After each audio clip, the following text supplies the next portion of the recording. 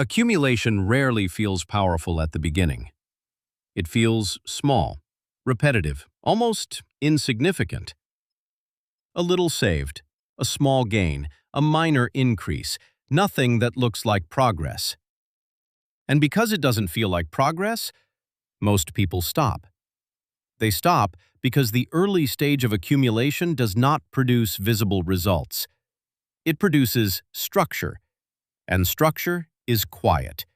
It builds beneath the surface, without recognition, without attention, without immediate reward.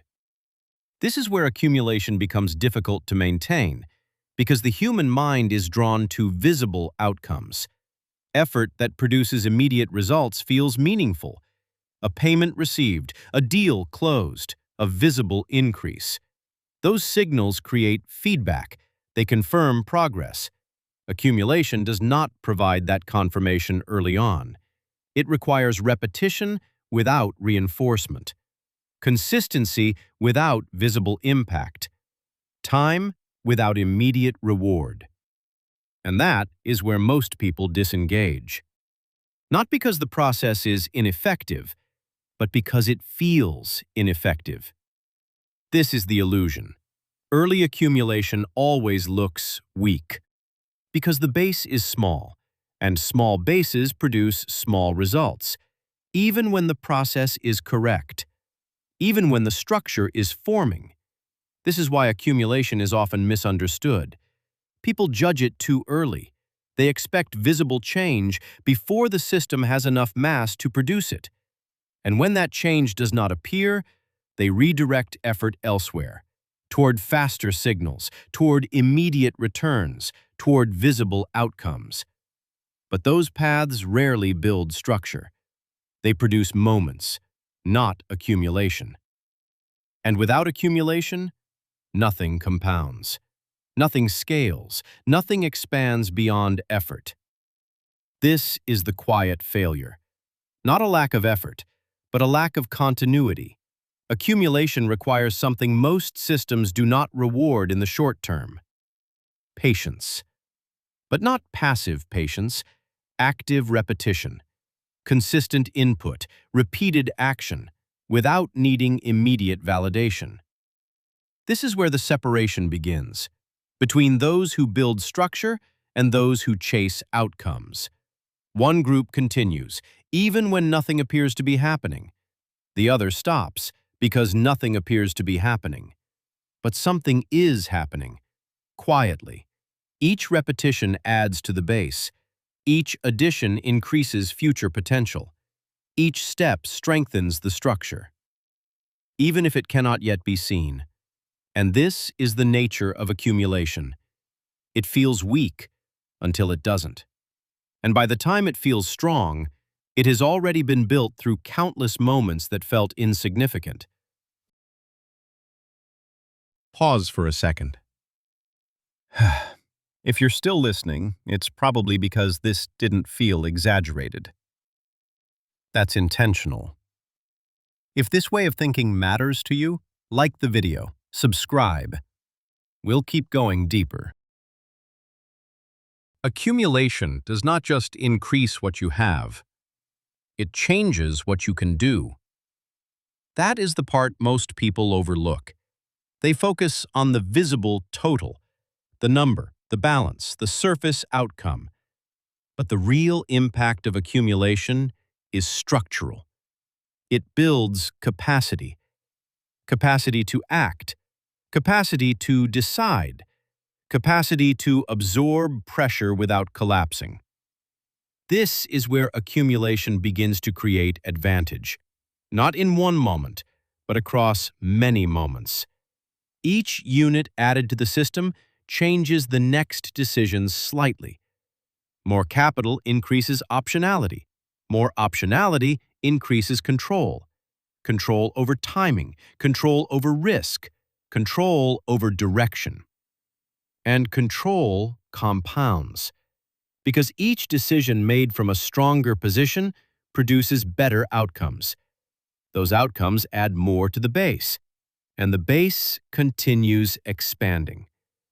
This is where accumulation stops being passive It becomes active leverage. A larger base allows for larger moves. Opportunities that were previously unavailable become accessible because entry thresholds exist in most systems. Certain investments require capital. Certain deals require credibility. Certain positions require resources. Without accumulation, those doors remain closed. With accumulation, they begin to open. And once they open, the trajectory changes because you are no longer operating within the same constraints. You are operating from a different level of capacity. This is the second layer. Accumulation builds structural advantage, not through speed, but through position. A stronger base reduces vulnerability. It absorbs shocks. It allows mistakes without collapse. It creates room to adjust. This flexibility is rarely visible, but it is critical. Because systems are not stable. Markets shift, opportunities change, conditions fluctuate. And those without accumulation are forced to react immediately. They have no buffer, no margin, no room for delay. So they make decisions under pressure. And decisions made under pressure tend to prioritize survival, not strategy. Accumulation removes that pressure. It creates space. Space to think, space to wait, space to act deliberately. And that space changes outcomes over time, because better decisions compound, just like capital does. This is how accumulation builds advantage quietly. It strengthens position, it expands options, it improves decision quality. And each of those improvements feeds the next, creating a loop. More accumulation leads to better decisions. Better decisions lead to more accumulation. And over time, that loop becomes difficult to break because the system is no longer fragile. It is reinforced, layer by layer. This is the part that separates outcomes. Not a single decision, but the structure behind every decision. And that structure is built through accumulation. Accumulation eventually stops looking small, but by the time it becomes visible, the structure is already in place. That is the final shift. Accumulation is not about reaching a moment. It is about changing your position over time. At first, accumulation builds quietly. Then it builds capacity. And eventually, it builds control. Control over decisions, control over timing, control over exposure. Because once the base reaches a certain level, the system starts responding differently. Opportunities begin to appear, not because the system changed, but because your position within it did. This is where accumulation creates separation between those who rely on effort and those who operate from structure. One must continue producing constantly. The other can direct, allocate, and scale. This difference compounds because control allows for better positioning. Better positioning leads to better outcomes. And those outcomes reinforce the base. At this stage, accumulation is no longer passive. It becomes directional. You are no longer just adding. You are choosing where to apply what has been built. This is where leverage expands, because accumulated resources can be deployed into assets, into systems, into positions that produce further accumulation. And that creates a second layer, accumulation that generates more accumulation. This is where compounding becomes visible, not because it just started, but because it has finally reached scale. The early stage felt slow, the middle stage built structure, and the later stage accelerates. But acceleration is not the beginning. It is the result. the result of sustained accumulation, maintained through phases where it felt insignificant. This is why most people never reach this stage, because they stop in the early phase, when nothing appears to be happening, but everything is being built. And once the structure is built, the system responds differently. It provides options. It provides flexibility. It reduces dependence on constant effort. That is the final outcome. Not just more, but less dependence. Less dependence on time. Less dependence on immediate output. Less dependence on reacting. And more control over direction. That is what accumulation actually builds. Not just wealth, but distance from constraint.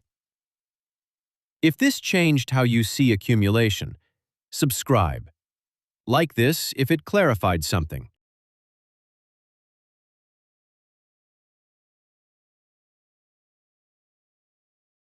Most people think networks are built. They imagine connections as something you actively go out and create.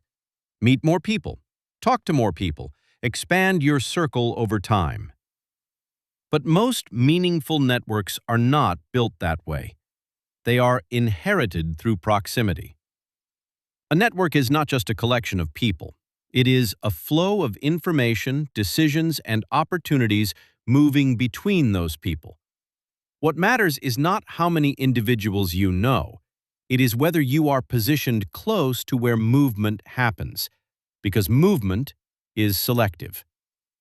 Inside certain environments, information moves quickly. Ideas are shared early. Opportunities are discussed before they become visible. Decisions are made in smaller circles before they reach the outside. This is not hidden. It is simply contained. Contained within groups that already trust each other. When someone grows up or operates inside these environments, they do not think of it as networking. They are not trying to gain access. They already have it. Conversations happen naturally. Introductions are informal. Information flows without friction. It feels normal because it is normal within that structure. Outside of that structure, the experience is different. Networking becomes effort-based, reaching out, cold introductions, attempting to enter spaces that are already formed. It requires persistence, but more importantly, it requires timing. And timing is not always visible from the outside. This is where the misunderstanding begins, because people assume opportunity appears randomly, that deals surface publicly, that information is evenly distributed, that if something is valuable, everyone will eventually see it. But most movement happens before visibility. By the time an opportunity becomes public, it has already moved through multiple layers, discussed, evaluated, passed between individuals who are already positioned close to each other. What reaches the outside is often what remains, not what originated. And this is not a flaw in the system. It is how the system functions. Networks operate on trust. Trust reduces friction, faster decisions, fewer barriers, less verification. People prefer to move opportunities through individuals they already know or through those connected to them. Not because they are excluding others intentionally, but because efficiency favors familiarity.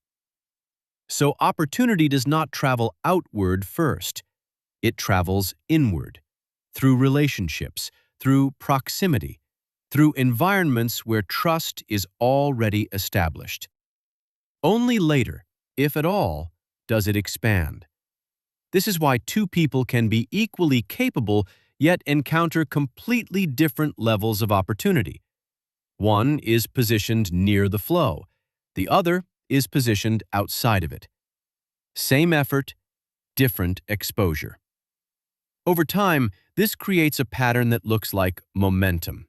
Some individuals consistently find opportunities. Others constantly search for them. But the difference is not luck. It is access to movement.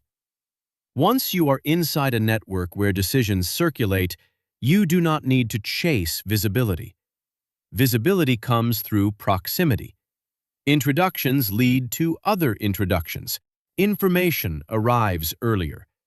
And more importantly, you begin to see how movement actually happens, not from the outside, but from within. This is the invisible layer most people never account for. They measure effort, they measure time, they measure results, but they do not measure position within the network itself. And position determines what reaches you. Not everything, but enough to change direction.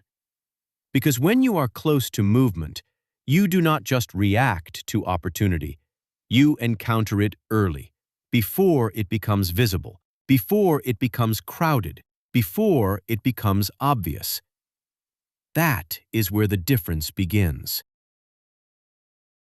Before this continues, if you felt seen instead of sold to, that's the entire point of Relentless Wealth. Like the video, subscribe. We're just getting started. Once you understand that opportunity moves through people, the next layer becomes clear. It is not just about who you know. It is about where you are positioned relative to them.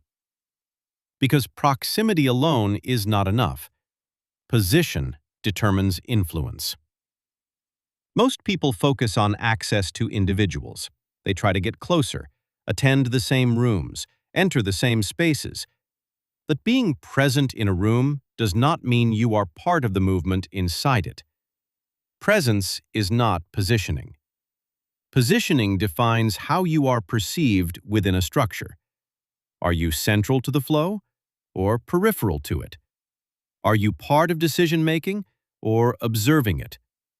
Are you contributing to movement or waiting for it?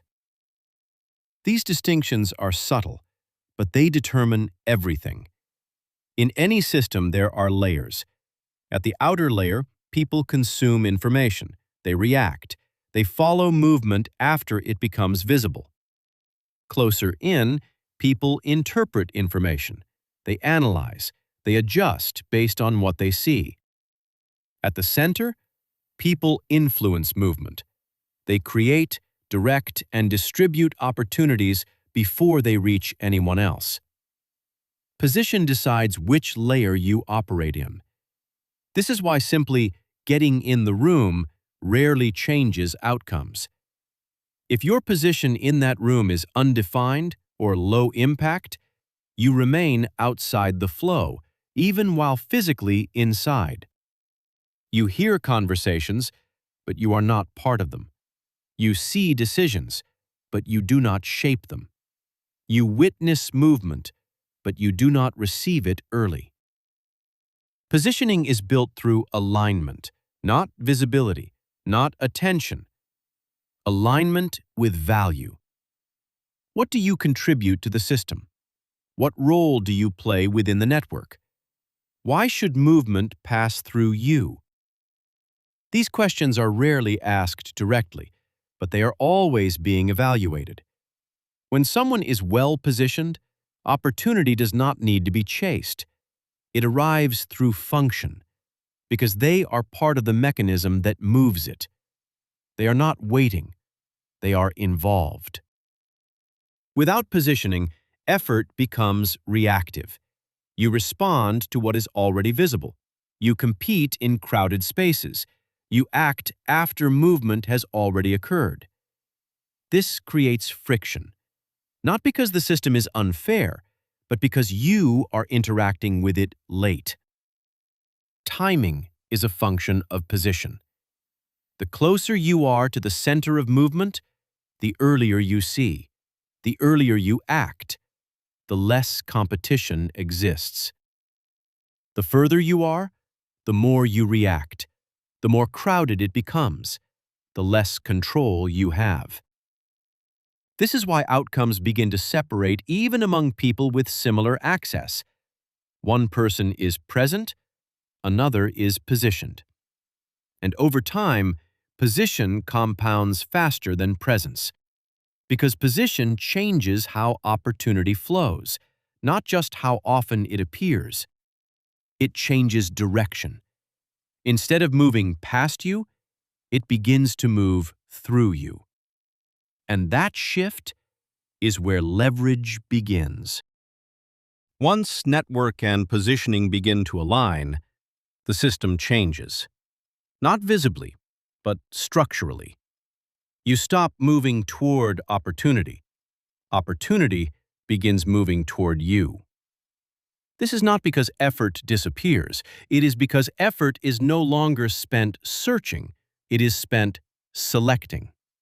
What to accept, what to ignore, what to expand. The direction reverses. When someone is positioned correctly within a network, they become part of the system's routing. Information passes through them. Introductions include them. Decisions consider them.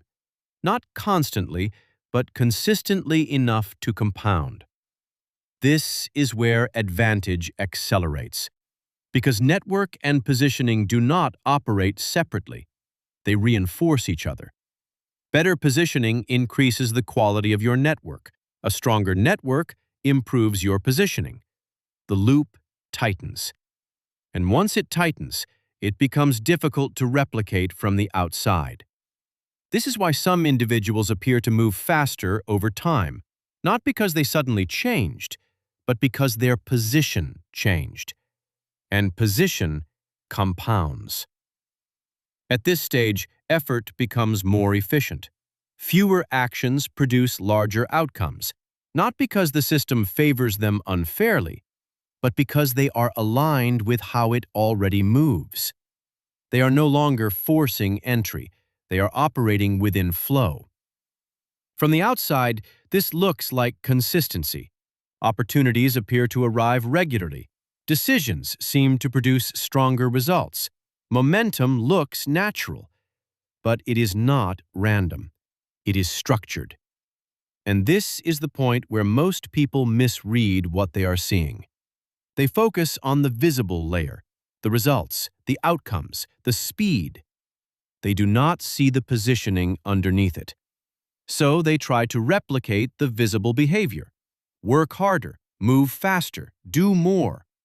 But behavior without positioning does not produce the same result, because the system responds to placement, not just effort. This is the shift. From trying to increase output to understanding where you sit within the structure. From chasing opportunity to recognizing how it flows. From isolated effort to strategic placement. Because once you understand how movement works, the objective changes. Not to do more, but to position better. Not to force access, but to move closer to where access already exists. Network gives you exposure. Positioning gives you direction. Together, they determine trajectory. Not instantly, but consistently. And over time, consistency becomes separation. Quiet, gradual, structural. If this shifted how you see the system, subscribe. Like this if it clarified something.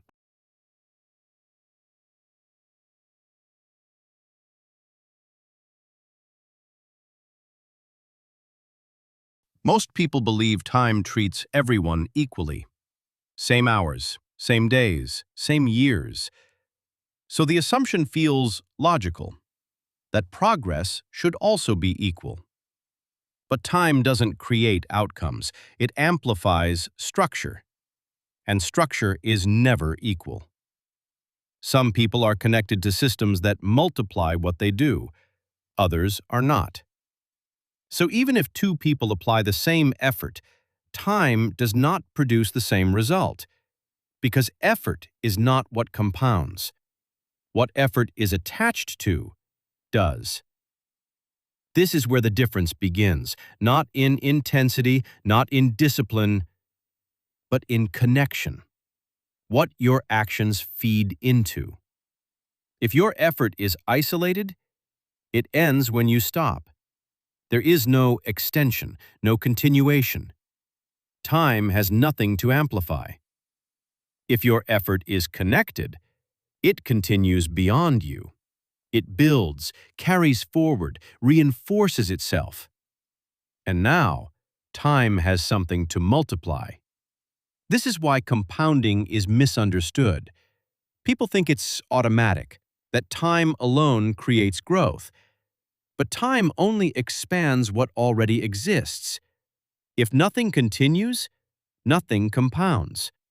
You simply repeat effort across time, and repetition is not growth. So while one person's past work disappears, the other person's past work remains active, still producing, still influencing outcomes, still shaping what comes next. And over time, this creates a difference that feels unfair, because the inputs look similar, but the outputs are not. One person is moving with accumulation, the other is moving with reset. And those two paths do not scale the same way. They diverge. Slowly at first, almost invisible, but consistently. And consistency is enough. Because compounding does not need speed, it needs continuation. And continuation is not evenly distributed. It depends on structure. So when you see someone staying ahead, it's not just because they started earlier. It's because what they built never stopped working. And that is what time is amplifying. Not effort alone, but the system behind it. Early advantage is rarely obvious. It doesn't look like dominance. It doesn't look like control. It looks small. A slightly better position, a slightly better connection, a slightly better starting point. Nothing dramatic, nothing that feels decisive. But compounding doesn't need dramatic. It needs direction. Because once something is moving, even slightly, time begins to reinforce it. Not instantly, not in a way that draws attention, but continuously. That early advantage begins to stack.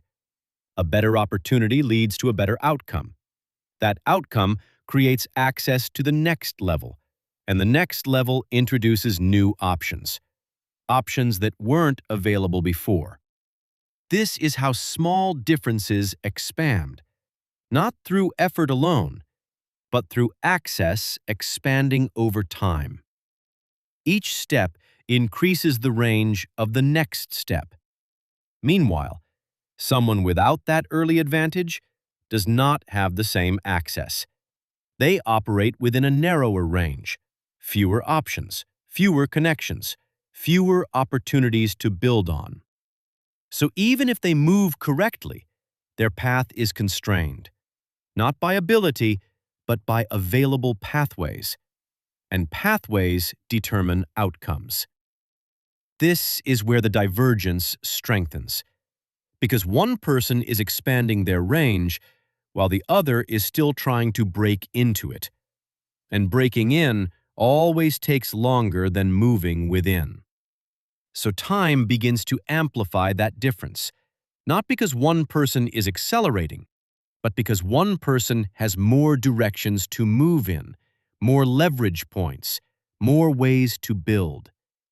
And with each cycle, that advantage compounds. More access leads to better positioning. Better positioning leads to stronger outcomes. Stronger outcomes reinforce access again. A loop forms, self-reinforcing, continuous. And once that loop is established, it does not require constant effort to sustain. It sustains itself. Meanwhile, the person without early advantage is still linear. Each step is separate. Each result stands alone. There is no loop, no reinforcement. So progress feels slower. not because they are incapable, but because nothing is multiplying their movement. Everything must be recreated. And over time, that difference compounds, not through visible jumps, but through quiet expansion. This is why early advantage matters, not because it guarantees success, but because it changes how time interacts with you. It determines whether time multiplies your effort or simply records it. And once time begins multiplying instead of recording, the trajectory shifts. Not instantly, but permanently.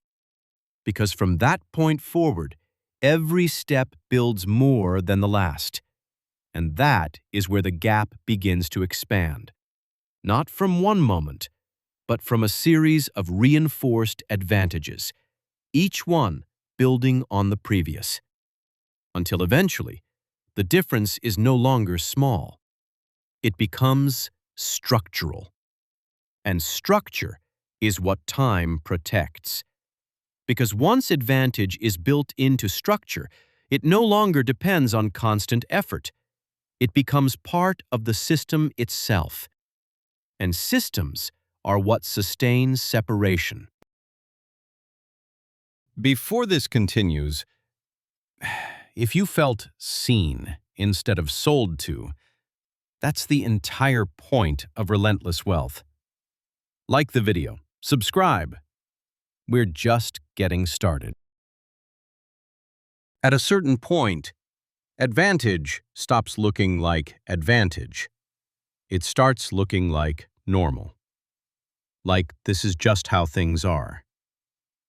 Because once a system begins reinforcing itself, the outcomes it produces feel expected, not exceptional, not surprising, just consistent.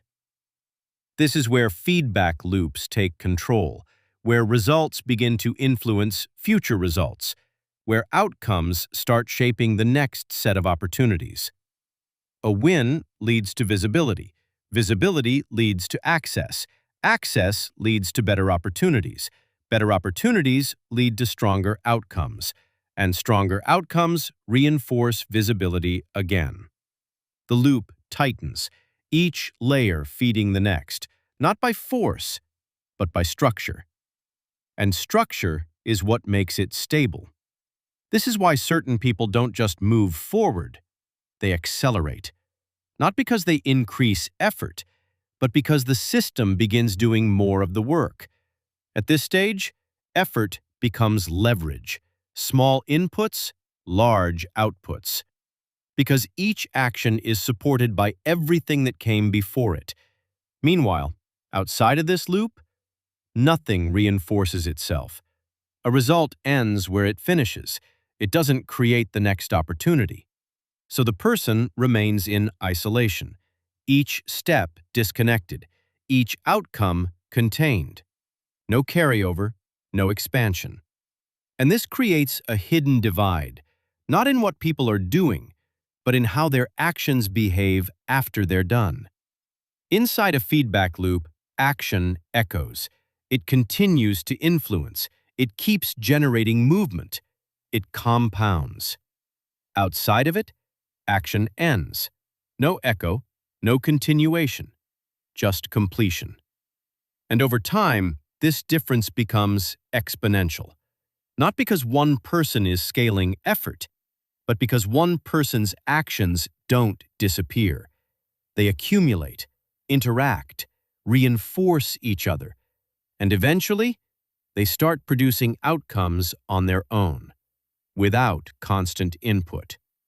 This is when the system takes over, when progress is no longer fully dependent on the individual, when the structure begins to move independently. And at that point, catching up becomes difficult. Not because the person ahead is speeding up, but because their system is. Every cycle widens the gap. Every loop reinforces the difference. And the longer it runs, the harder it becomes to interrupt. Because you're not just competing with effort anymore.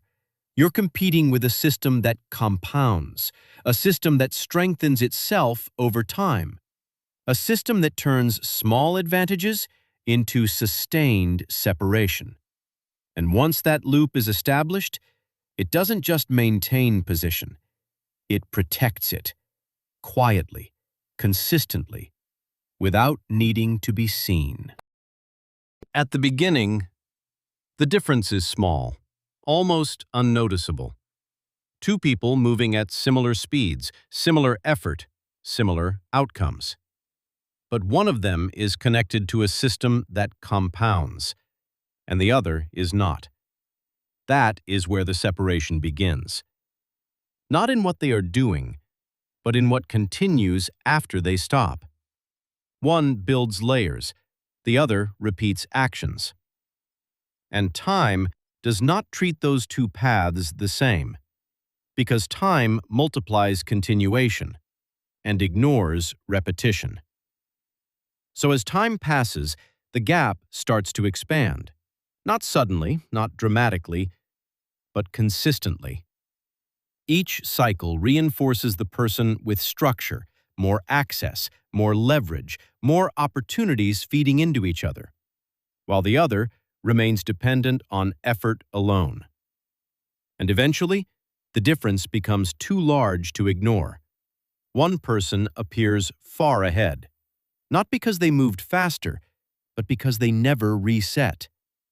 At that point, the gap feels permanent, not impossible to close, but structurally reinforced. Because you are no longer comparing effort, you are comparing systems, and systems determine outcomes over time. So trying to catch up through effort alone feels ineffective, because effort without structure does not compound. It repeats. This is where the perspective shifts, not toward working harder, but toward changing what your effort connects to. Because the goal is not speed, it's alignment. Alignment with systems that continue. Alignment with structures that multiply. And once that alignment exists, the dynamic changes.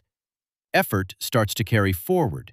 Results begin to build on themselves. And over time, that is what closes distance. Not by matching someone else's speed, but by changing the way your movement behaves. Because in the end, the people who stay ahead are not just ahead in effort, they are ahead in structure. And structure is what time protects. If you see it now, you won't move the same way again. Like and follow for more.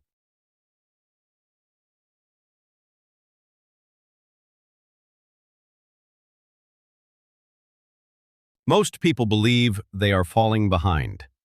They look around and see others moving faster, earning more, advancing sooner, reaching outcomes that feel distant. And the conclusion becomes automatic. They must be doing something better. So the response is predictable. Work more, improve discipline, increase effort, try to close the gap through output. But the gap was never created by output alone. Speed is easy to misread because from the outside, movement looks like effort. More action, more decisions, more visible progress. But what you are seeing is not just movement, it is direction. Two people can apply the same level of effort and still move at completely different speeds.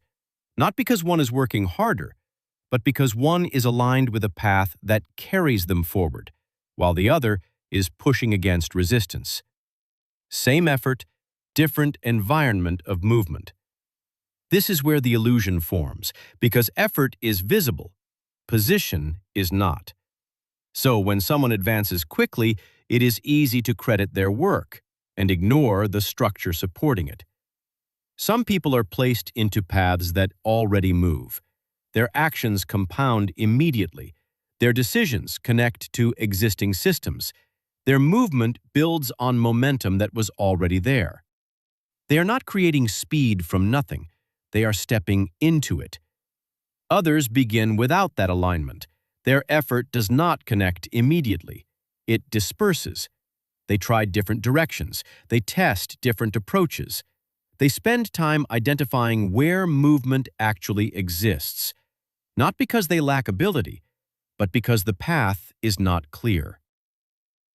So, while one person is moving forward with reinforcement, the other is still searching for traction. And this creates the appearance of a gap. But the gap is not created at the point of comparison. It was created at the point of positioning. This is why catching up feels difficult, because you are not just trying to increase speed, you are trying to shift direction. And direction determines whether effort compounds or dissipates. When someone is positioned correctly, small actions produce forward movement. Progress builds on itself. Decisions connect. When they are not, even large amounts of effort can feel stagnant because nothing is carrying it forward. There is no underlying momentum. So the difference begins to widen, not dramatically at first, but consistently. And consistency is enough. Over time, this becomes visible. One person appears to always be ahead, not by chance, not by occasional advantage, but by sustained positioning. They are not moving faster, they are moving with the system. And once you see that, the question changes. Not, how do I work harder, but where am I positioned relative to movement? Position determines movement, but what actually sustains that movement is what you're connected to. Because positioning alone is not enough. It needs something to anchor into. This is where assets begin to matter, not in the way most people think, not just money, not just ownership in the obvious sense, but anything that continues to produce value without requiring constant effort. Most people operate only through labor. They trade time for output, and once that time stops, so does the result. There is no continuation, no extension beyond their direct input. Others operate differently. They attach their effort to structures that persist, systems that continue to move, even when they are not actively pushing.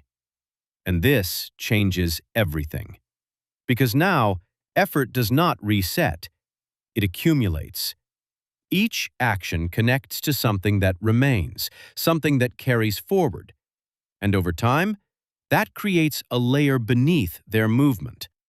So while one person starts from zero each day, the other starts from where they left off.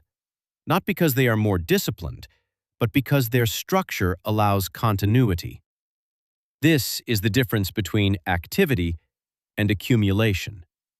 Activity requires constant renewal. Accumulation builds on itself. And once accumulation begins, the pace changes. This is why some people appear to move effortlessly, because the visible action you see is supported by invisible carryover. They are not relying on today alone. They are moving with everything that came before it. And over time, this creates distance, not from a single moment, but from repeated continuation. Each day builds on the last. Each result reinforces the next, and the gap expands quietly. Meanwhile, those without assets remain dependent on input. They must restart, reapply, rebuild. Every cycle begins again, and that repetition limits speed. Because progress that resets cannot compound. It can only repeat. So the difference becomes structural, not effort-based, not talent-based, but continuity-based. Who continues and who restarts. This is what keeps certain people ahead. They are not just working, they are building layers that remain. And those layers begin to carry them, quietly, consistently, without interruption. So over time, the question becomes less about how much you do and more about what continues after you stop. because that is where advantage begins to form, not in effort alone, but in what effort attaches to. Most content talks at you. This one sits with you. If that difference stood out, if this felt real instead of loud, like the video, subscribe. This channel is built for people who notice patterns. At a certain point, effort stops being the main driver, and what replaces it is structure. Because once assets begin to exist, they start to shape outcomes. Not dramatically at first, not in a way that is obvious, but gradually. And gradual shifts are the ones that go unnoticed. This is where most people misread the system. They assume advantage is created in moments, big decisions, big risks, big breakthroughs. But advantage is usually formed in quiet accumulation. Small ownership, small positioning, small structures that continue to operate.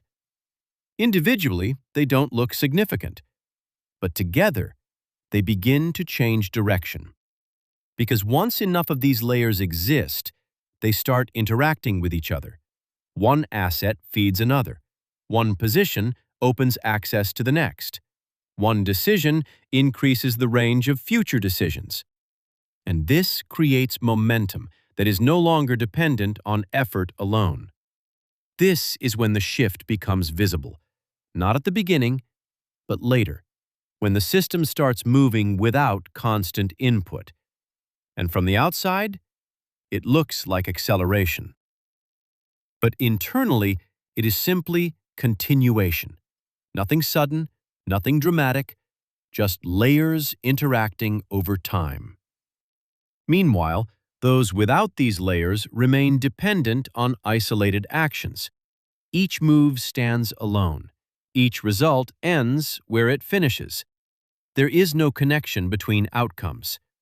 And because of that, there is no multiplication, only repetition. Work, result, reset. Work, result, reset. The cycle continues. But once accumulation exists, the cycle changes. Work, result, builds. Work, result, builds further. Each step extends the last. This is where the gap starts to widen more noticeably. Not because one person increased effort, but because one person's effort is now being multiplied. And multiplication changes scale. At this stage, even small actions can produce larger outcomes because they are supported, carried, extended. And that support is what most people don't see. They see results. They don't see the structure behind them. So they try to match the result without matching the system. And it doesn't translate. Because outcomes are not independent. They are built on layers. And without those layers, there is nothing to amplify the effort. This is why some people stay ahead. Not because they are constantly doing more, but because what they've already done is still working for them. And that changes everything. Because once effort begins to persist, you are no longer relying on time alone. You are building something that continues. And continuation is what creates separation over time. At the beginning, the difference is almost invisible. No clear separation, no obvious gap. Just small variations in direction. One person connects their effort to something that continues. The other relies only on what they can produce in the moment. And at first, the outcomes look similar. Nothing stands out. But time does not treat those paths equally, because continuation compounds, and repetition stalls. Slowly, quietly, without announcement, days begin to layer, then weeks, then months. And those small differences start interacting, expanding, reinforcing themselves, not through effort alone, but through what effort created. This is when separation becomes visible, not as a sudden jump, but as a growing distance. One person begins to move ahead, without increasing intensity, because their past actions are still active, still producing, still shaping the next step. They are no longer starting from zero, they are building from accumulation. The other remains dependent on output. Each day begins fresh, each result ends where it finishes. There is no extension, no carryover, only repetition. And repetition cannot compete with continuation, because continuation multiplies, while repetition maintains. And over time, multiplication always wins. This is why some people always stay ahead, not because they accelerate suddenly, but because they never reset. Their movement carries forward, so the gap keeps expanding, not through visible effort, but through invisible structure, through assets that persist, through positioning that aligns, through systems that continue, all working in the background. And once that system is in place, falling behind is no longer about speed. It becomes about starting point, because the person ahead is not where they are today. They are where all of their past movement has accumulated. And that accumulation is what you're actually competing against, not the person, the system behind them.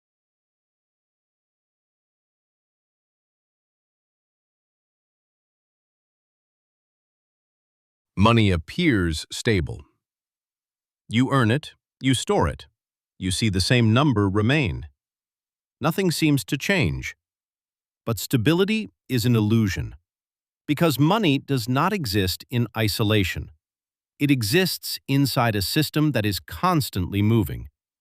Prices move, costs move, value shifts. And those movements are not always visible at once. They happen gradually, quietly, which is why most people don't notice them.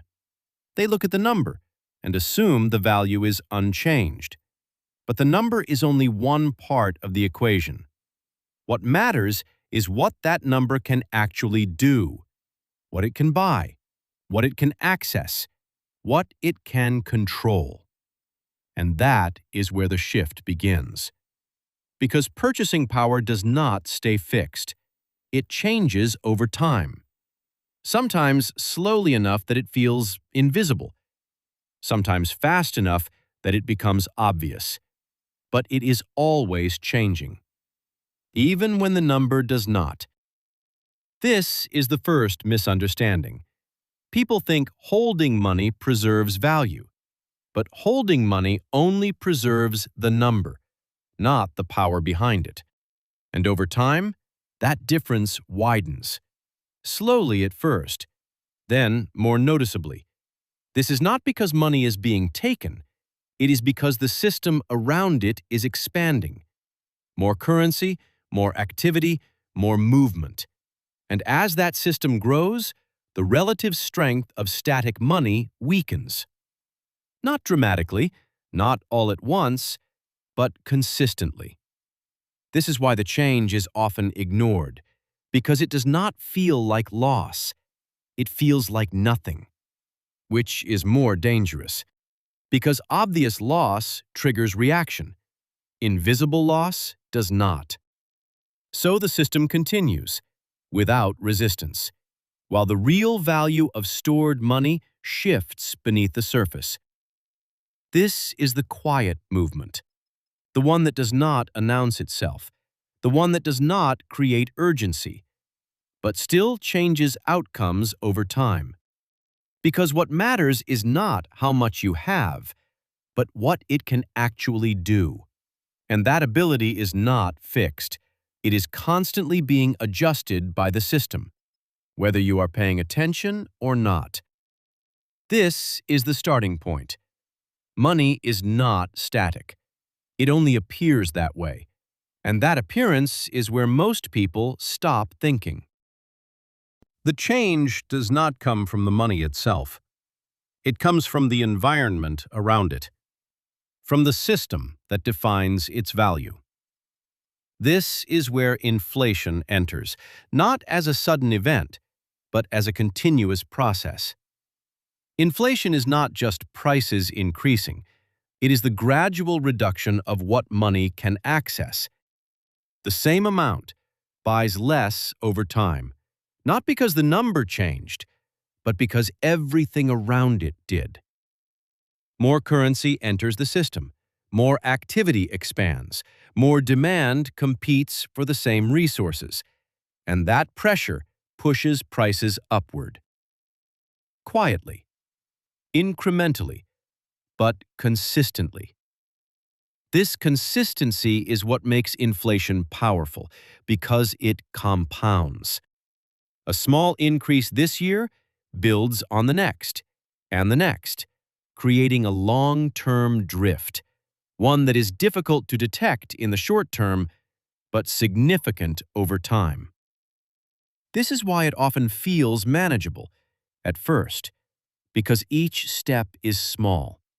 Each adjustment is minor. Each shift is gradual. But the accumulation of those shifts changes the entire landscape. Costs rise. Expectations rise. Baseline expenses increase. And the gap begins to widen between what money used to do and what it does now. This is the quiet erosion, not a sudden loss, but a steady decline in capability, which is harder to react to because it never feels urgent. It feels gradual. And gradual changes rarely trigger immediate action. So behavior stays the same. Money remains stored, untouched, unchanged, while its effectiveness decreases. This is where time becomes a factor, because inflation is not about a single moment. It is about duration. The longer money sits, the more exposure it has to this ongoing shift, to this quiet reduction. And over time, that reduction becomes meaningful. This is the second layer. Money does not decay on its own. It decays relative to everything else, relative to prices, relative to demand, relative to the system. And that relativity is what makes it difficult to see. Because nothing appears to be taken, but less remains, not in number, but in function. And function is what matters, because function determines real-world outcomes, what you can afford, what you can access, what you can sustain. And as inflation continues, those limits shift. Quietly, consistently, structurally. If this feels familiar, if you've felt this pressure but never had words for it, this channel isn't here to motivate you. It's here to help you see clearly. If that resonates, like the video. Subscribe. More clarity is coming. Inflation is not the only force acting on money. There is an opposing force, one that works in the opposite direction. Compounding. Not as a concept, but as a mechanism. Compounding allows value to build on itself. Returns generate additional returns. Growth feeds growth. And over time, that process accelerates. At first, it looks similar to accumulation. Small increases, minimal change, limited visibility. But compounding is different, because each step increases the base, and a larger base produces larger results, even if the rate stays the same. This creates a shift over time from linear growth to exponential behavior. Early on, the curve is flat, almost indistinguishable from no movement, which is why it is often ignored or abandoned, because it does not feel impactful. It does not produce immediate change. But the structure is forming. Each cycle adds to the base. Each addition increases the next outcome. And eventually, the curve begins to rise, not gradually, but more noticeably, more quickly. This is where compounding becomes visible. But visibility is delayed. The real work happened earlier, during the flat phase, during the stage where nothing appeared to change, which is why most people never reach acceleration. They exit too early, before the structure has enough mass, before the curve begins to turn. And as a result, they never experience the effect. This is where compounding and inflation interact. If money is left static, inflation reduces it. If money is placed into a compounding structure, it can outpace that reduction. This is the balance between decay and growth, between erosion and expansion. And time determines which side dominates. If the rate of compounding exceeds the rate of inflation, value increases, in real terms. If it does not, value declines, even if the number rises, because the system is still moving, prices are still adjusting, demand is still shifting, and that movement continues regardless of your position. This is why compounding is not optional. It is structural. It is the only mechanism that allows money to keep pace with a system that is constantly expanding. Without it, money falls behind, quietly, gradually, but consistently. Time does not treat money equally. It amplifies whatever structure the money is placed into. Nothing more, nothing less. If money is left static, time works against it. Inflation reduces it. Quietly, without a visible event, without a clear moment of loss, but the reduction is real. And it compounds, year after year, cycle after cycle, until the difference becomes noticeable. But by then, time has already done its work. This is one side of time, decay. The other side is leverage. If money is placed into a compounding structure, time works with it. Growth builds on growth, returns reinforce returns, and the base expands at an increasing rate. This is the shift. Time is not neutral. It is directional. It pushes money toward one of two outcomes: erosion or expansion. There is no middle state. Because the system does not pause, it continues moving. Prices continue adjusting. Value continues shifting. And money inside that system is affected either way. This is the final layer. What happens to your money over time is not random. It is determined by structure, where it sits, how it is used, what system it is placed into. Time then amplifies that structure. If the structure is passive, decay compounds. If the structure is active, growth compounds. The outcome is not immediate.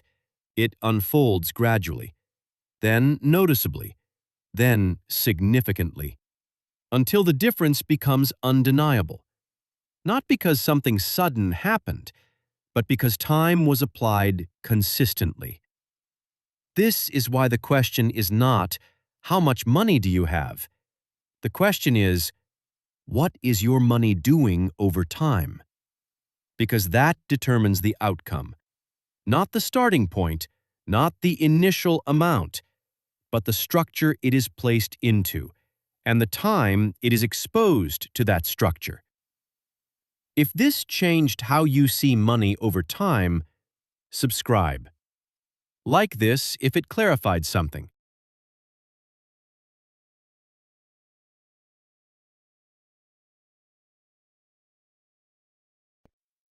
Most people are taught to believe they started in the same place, that the difference comes later, that outcomes separate because of effort, discipline, or decisions made along the way. It sounds fair, it feels reasonable, and it is repeated often enough that it becomes the default assumption. But the separation does not begin later. It begins before most people can even recognize it. Some people are not starting the race. They are starting inside the system the race is built around. Access is not loud. It does not announce itself. It does not look like an advantage when you are inside it. It looks normal. It feels standard. It becomes the baseline someone measures everything else against. A child growing up around business conversations does not recognize that as access. It feels like background noise. Hearing how money moves, how deals are structured, how risk is evaluated. It does not register as education. It becomes instinct without being labeled as such. Another child, just as capable, grows up without that proximity. No exposure to how capital is deployed. No visibility into how decisions are made at higher levels. The system is not explained. It is not observed. It remains abstract. Both grow older. Both are told to work hard. Both are told opportunity exists. But one of them is stepping into something familiar. The other is trying to decode something invisible. The difference is not effort. It is entry point. Access quietly removes friction. It shortens the distance between a person and a decision. It reduces the time it takes to understand what matters and what does not. It eliminates entire categories of confusion before they ever form. When someone has early access, they do not spend years asking basic questions. They are already positioned around better ones. What to build, where to allocate, who to connect with. They are not trying to understand the system, they are interacting with it. For someone without access, the early phase looks different. Time is spent learning rules that were never clearly defined. Mistakes are made not from poor judgment, but from incomplete visibility. Energy is used trying to identify where opportunity even exists. This is where most people believe they are falling behind. But they are not falling behind. They are starting outside. Access also determines what feels possible. If you grow up seeing certain outcomes repeatedly, they stop feeling exceptional.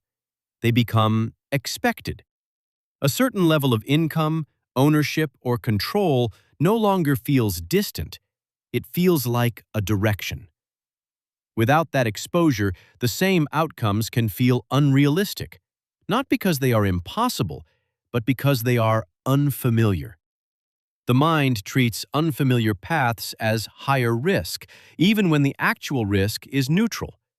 So decisions begin to diverge.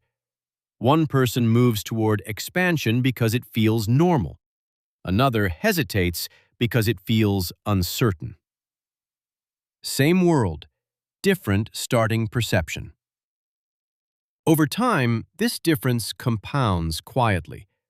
The person with access begins making slightly better decisions earlier. Not perfect decisions, just more informed ones. That slight edge, repeated consistently, starts to separate trajectories. They enter rooms sooner. They recognize patterns faster. They avoid certain mistakes entirely. From the outside, it looks like acceleration. From the inside, it feels like continuation.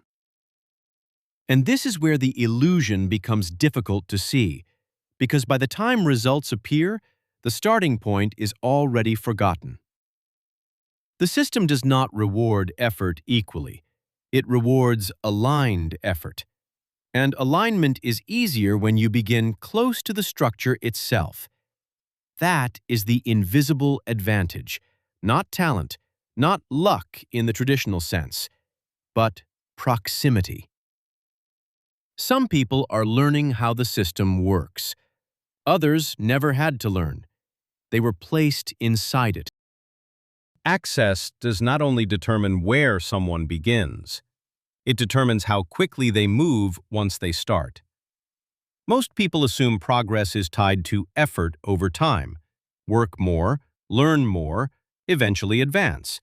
The model sounds linear. It suggests that with enough consistency, outcomes begin to equalize. But the system is not linear. It is selective. Access functions as a filter long before effort is measured.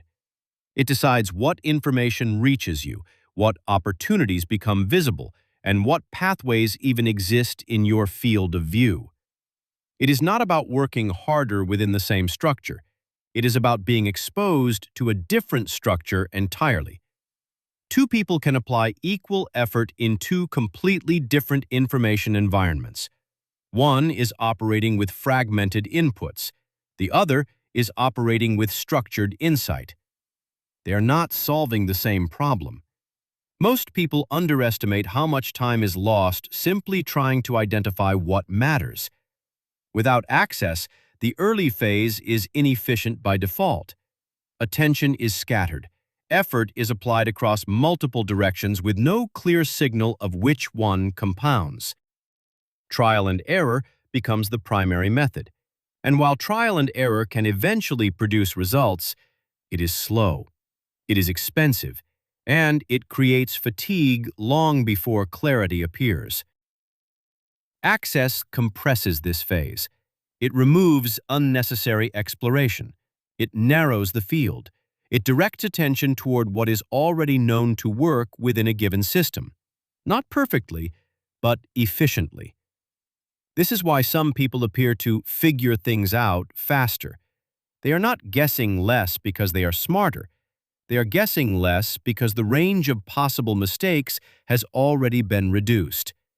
The system around them has pre-filtered outcomes. What they see as obvious was never visible to others. Access also determines the quality-structured environment. Feedback loops are tighter. Results are observed sooner. Adjustments happen earlier.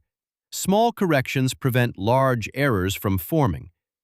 Outside of that structure, feedback is delayed. Mistakes can go unnoticed for long periods. Patterns are harder to detect. Progress feels inconsistent because the signal is unclear. This creates a second layer of separation, not just in speed, but in direction. With access, movement is guided. Without it, movement is exploratory. Both require effort, but one compounds faster because it is aligned earlier. Over time, this difference becomes structural. The person with access is no longer just ahead. They are operating in a different tier of decisions. They are no longer asking how to start. They are deciding how to expand. They are no longer focused on entry. They are focused on leverage. Meanwhile, the person without access is still working through the earlier phase, trying to reach clarity. The gap is no longer visible as access. It looks like ability. And this is where the system reinforces the illusion, because once outcomes begin to separate, the explanation shifts. Success is attributed to discipline. Failure is attributed to lack of effort. The starting conditions disappear from the narrative, but they never disappeared from reality. Access is not just a beginning advantage. It is a multiplier. It shapes what you see. It shapes how you move. It shapes how quickly your decisions improve. And most importantly, it determines whether your effort compounds or circulates. Because effort without access does not always move forward. Sometimes, it just moves in place. Before this continues, if you felt seen instead of sold to, that's the entire point of Relentless Wealth. Like the video, subscribe. We're just getting started.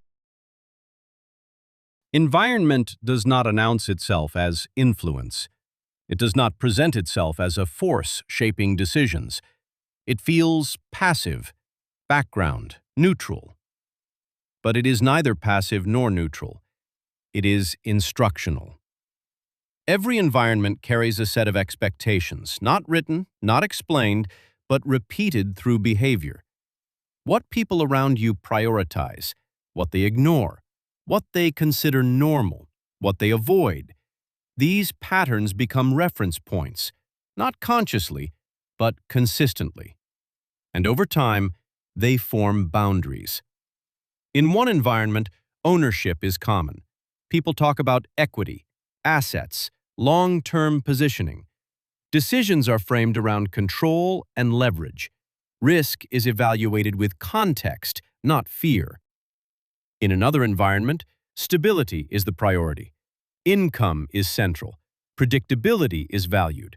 Risk is treated as something to avoid. Decisions are framed around security, not expansion. Neither environment explains itself. Neither one declares its limitations. They simply repeat.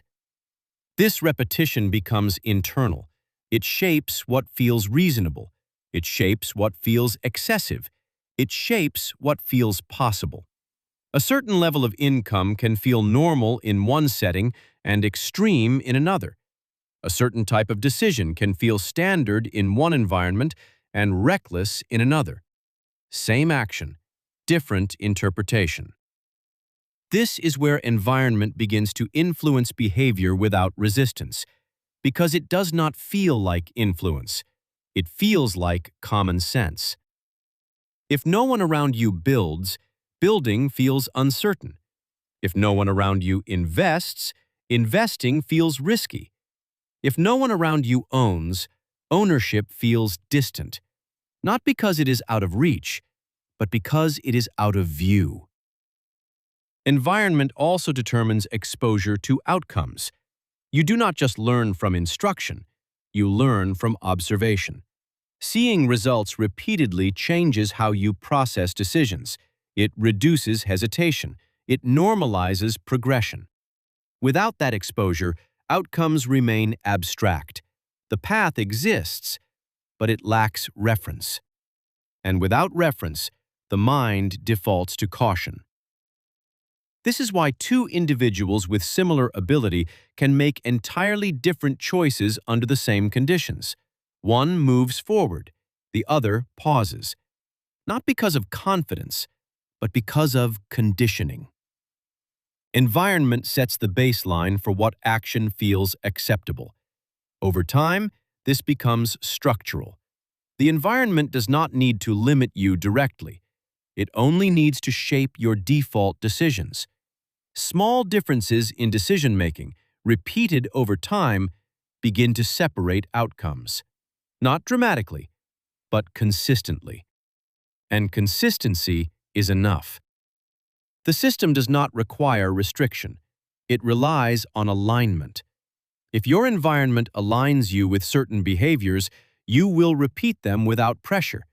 If it does not, you will resist alternatives without realizing it. This is where the advantage becomes difficult to detect, because it is not enforced, it is absorbed. Some people grow up in environments that quietly prepare them for the system. Others grow up in environments that never intersect with it. Both move forward. Both apply effort. But one is moving with reinforcement. The other is moving against absence. And absence slows everything. Environment does not decide your outcome, but it defines your starting behavior. And starting behavior, repeated long enough, becomes trajectory. Not through force, through familiarity. By the time outcomes become visible, the starting conditions are no longer questioned. What began as access and environment now looks like ability. The difference has already compounded. Early exposure does not just accelerate progress, it removes entire phases. The phase of confusion, the phase of misdirection, the phase of searching for what matters. Those phases are not eliminated completely, but they are shortened, guided, and contained. For others, those same phases can last years, not because of a lack of effort, but because of a lack of visibility.